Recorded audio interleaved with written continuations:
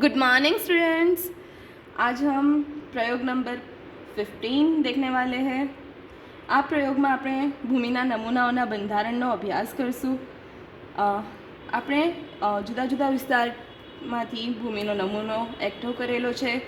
એમાંથી આપણે રેતી, કાંપ અને માટી ત્રણ પ્રકારની ભૂમિનું અલગીકરણ કરીશું। હવે કઈ રીતે કરવાનું છે એ આપણે જોઈશું આ સાધન વડે। અહીંયા તમે જોઈ શકો છો આ જે ચાળણીનો સેટ છે એમાં જુદા જુદા કદની ચાળણી આપેલી છે। આ જે છે એ કલેક્ટિંગ ઇક્વિપમેન્ટ છે, જેમાં છેલ્લે માટીનો નમૂનો જમા થશે। આ જે છે આની સાઇઝ છે 0.002। જોઈ શકો છો અહીંયા આ મેશની સાઇઝ છે 0.002 mm। એના પછી છે આ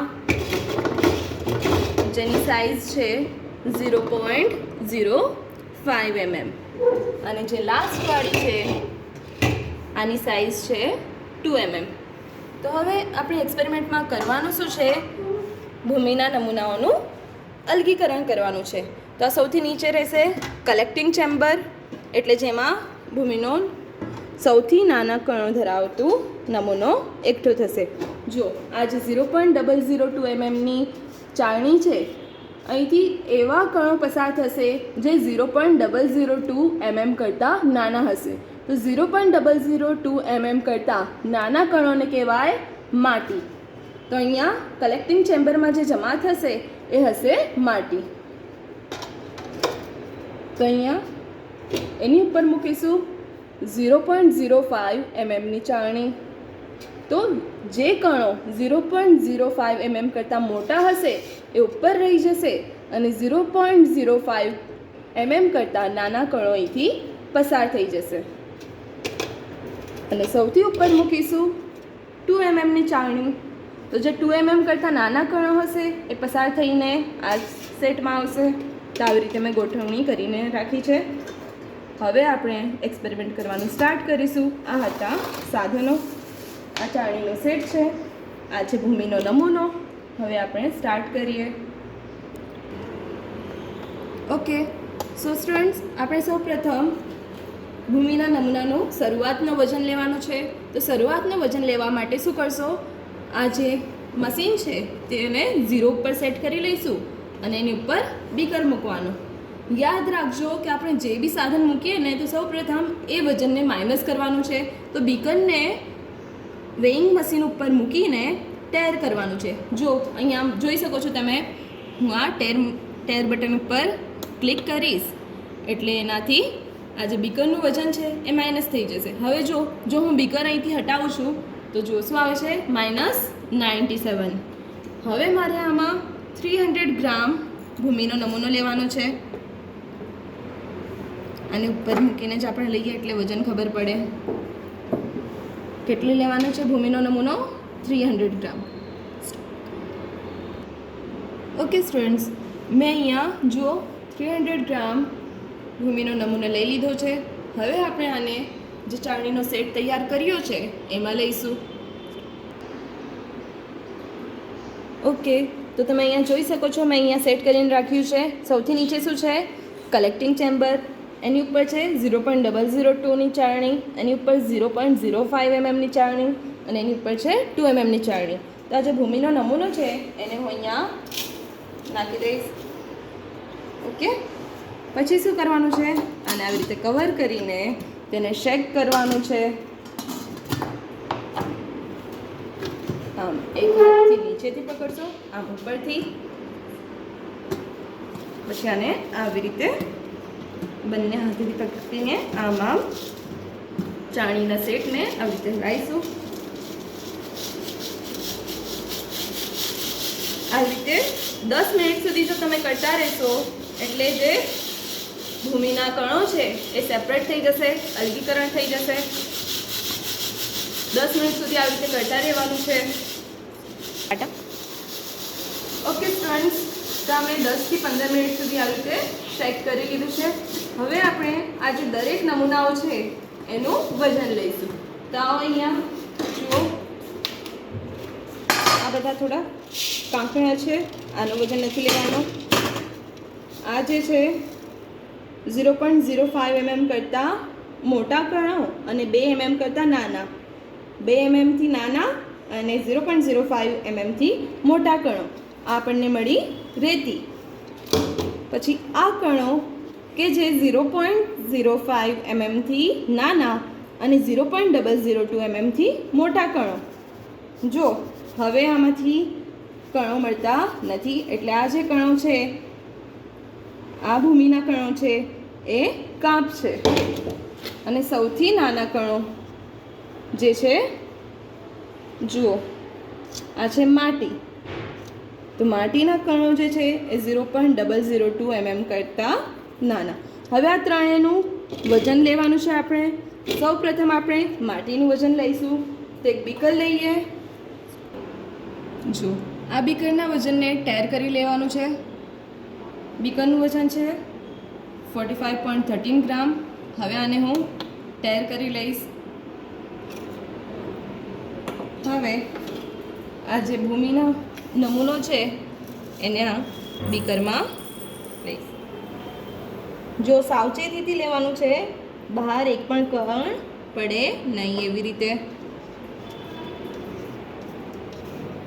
હવે આનું વજન કરીશું. કેટલું મળ્યું? 44.09. તો જો અહીંયા સપ્લિમેન્ટરીમાં લીધેલા નમૂનાનું શરૂઆતનું વજન કેટલું વજન લીધું હતું આપણે? 300 ગ્રામ. રેતીના કણોનું વજન કેટલું મળ્યું છે? 44.10 ગ્રામ. હવે આવી જ રીતે આપણે કાંપના કણોનું વજન લઈશું, પછી માટીના કણોનું વજન લઈશું.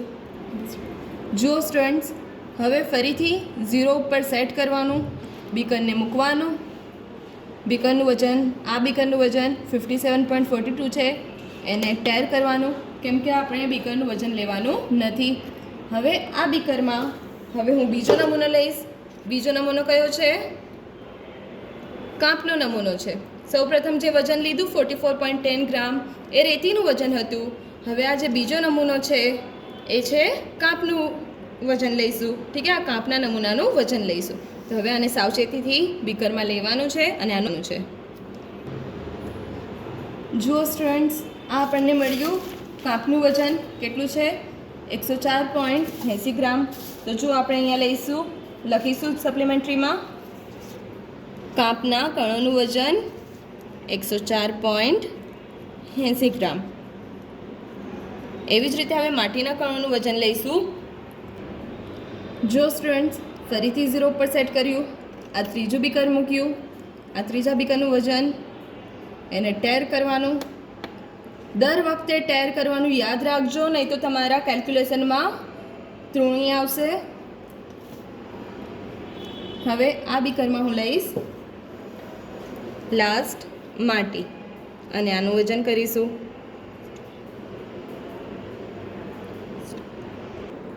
જો સ્ટુડન્ટ્સ, આ માટીના નમૂનાનું વજન કેટલું છે? 122.93. તો અહીંયા હું લખીશ 1. જો સ્ટુડન્ટ્સ, આ આપણને વજન મળ્યું છે કોનું? માટીનું વજન કેટલું છે? 122.94.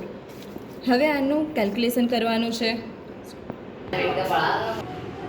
ઓકે સ્ટુડન્ટ્સ, જો આપણે અહીંયા ભૂમિનું વજન લઈ લીધું, રેતીના કણોનું વજન લીધું, કાંપના કણોનું વજન અને માટીના કણોનું વજન લીધું. હવે આપણે આની ટકાવારી કાઢવાની છે. તો ટકાવારી કઈ રીતે લઈશું? કે 300 ગ્રામે 100%, તો 44.10 ગ્રામે કેટલા? તો 44.10 ગુણ્યા 100 ભાગ્યા 300, તો 0 કટ થઈ જશે. તો એના કરતાં સૌપ્રથમ આપણે 44.10 ભાગ્યા 3 કરી દઈશું. એવી જ રીતે 104.80 ભાગ્યા 3, 122.94 ભાગ્યા 3, એટલે આપણને આ ટકાવારી મળી જશે 14.7, 34.93%, 40.98%. તો આ જે ટકાવારી મળી એના પરથી આપણે ભૂમિના કણોનું બંધારણ જોઈશું, અને એ બંધારણ માટે તમને ગ્રાફ આપવામાં આવશે, એ હું તમને અહીંયા સમજાવું છું. ઓકે, તો જો આ ગ્રાફ આપેલું છે તમારી જર્નલમાં, અને આ જે રિઝલ્ટ છે એ રિઝલ્ટ પરથી તમારે ગ્રાફ પર જોવાનું છે. રેતીના છે 14.7%. તો જુઓ આ રેતીના ટકાવારી આપી છે કેટલી છે 14.7%, એટલે 10 અને 20ની વચ્ચે. તો અહીંયા લાઈન ડ્રો કરો. ઓકે. બીજું છે કાંપ. કાંપની ટકાવારી આપી છે 34.93%. જુઓ 34.93%. તો કાંપ ક્યાં આપેલું છે? અહીંયા. તો 34 ક્યાં આવશે? 30 અને 40ની વચ્ચે. તો અહીંયા આવી રીતે એક લાઈન ડ્રો કરશો. બીજું છે માટી. માટીની ટકાવારી છે 40.98%. તો માટીની ટકાવારી અહીંયા 40.98% છે, એટલે આવી રીતે. ઓકે. તો જુઓ જ્યાં છેદે ને બે પ્રકારની માટીનું ગ્રાફ જ્યાં છેદે ને એ તમારી ભૂમિનું બંધારણ થશે. તો જુઓ આ બે લાઈન ક્યાં છેદે છે?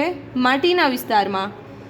અને અમુક વાર મારી પાસે જે ભૂમિનો નમૂનો હતો એમાં આ બે અહીંયા છેદ્યું. અમુક વાર જે પ્રકારની તમને ભૂમિ મળશે એ પ્રમાણે આ ત્રણેય નમૂનાનું જ્યાં ત્રણેય નમૂના છેદશે, ત્રણેય ભૂમિના નમૂનાની ટકાવારી જ્યાં છેદશે એ પ્રકારની ભૂમિનું તમારું બંધારણ થશે.